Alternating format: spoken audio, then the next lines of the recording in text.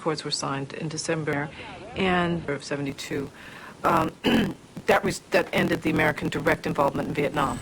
But to preserve peace with honor, Nixon and Kissinger decided to defend the anti-communist regime in Cambodia. It was to be a secret mission, airstrikes against communist forces directed by the American embassy in Phnom Penh.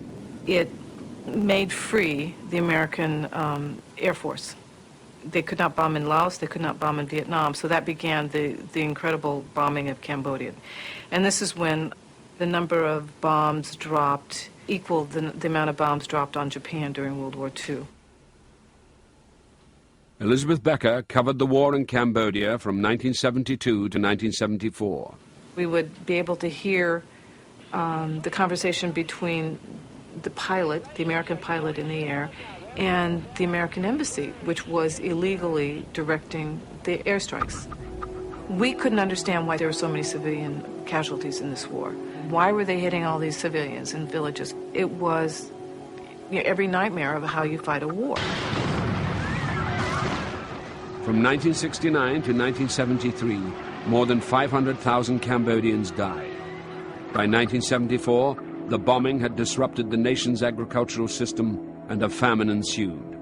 Over 2 million refugees poured into overcrowded cities. American policy in those years towards Cambodia helped create the conditions, perhaps the only conditions, in which the Khmer Rouge came to power. The Khmer Rouge drew strength from the chaos of the country. When they seized power in 1975, they forced populations of entire cities back to the countryside.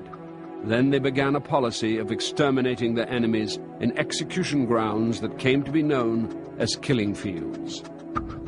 By 1979, another 3 million Cambodians had lost their lives. No one knew what the Khmer Rouge were going to do. It's quite wrong to blame the United States for the murderousness of the Khmer Rouge. That's a disgracefully dishonest thing to try to do. But the carelessness with which the United States treated Cambodia as a sideshow to Vietnam did lead to disaster to Cambodia. Congress authorized money for bombs in South Vietnam, and they went into Cambodia. And there's a criminal act for you, lying. And therefore, I think anybody who died in Cambodia, you could argue criminally that they were guilty of murder one. People did it. Nobody authorized them to bomb Cambodia. There was no American war in Cambodia before President Nixon and Dr. Kissinger. That is totally incorrect. I think we inherited a tragedy. We attempted to and succeeded in extricating America with honor from this tragedy. Oh, we inherited it. No, you did not inherit it. You created, you are the designers of the Cambodian policy. Crimes against humanity are crimes that comprise genocide or torture or mass murder committed on a widespread and systematic basis against innocent civilian populations. You're talking about war crimes, for example. When World War II started and Germany first bombed London, everyone was horrified.